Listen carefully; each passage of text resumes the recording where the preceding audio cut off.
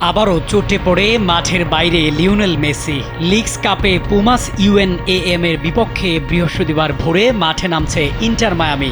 তবে থাকছেন না আর্জেন্টাইন জাদুকর। নেকাক্সার বিপক্ষে দলের আগের ম্যাচে ডান পায়ের পেশিতে চোট পান মেসি। 11 মিনিটে মাঠ ছেড়ে সরাসরি লকার রুমে চলে যান আর্জেন্টিনা অধিনায়ক। ইন্টার মায়ামির কোচ হাভিয়ের মাসচেরানো জানিয়েছেন, চোটটা ছোট, দুঃসংবাদের ভেতরেও এটা ভালো দিক। তবে আমরা ফেরার সময় নিয়ে আন্দাজ করতে চাই না, বিশেষ করে মেসির ক্ষেত্রে। মেসির ফেরার দিনক্ষণ না জানালেও কোচ আশাবাদী দ্রুতই সেরে উঠবেন তার পুরনো সতীর্থ।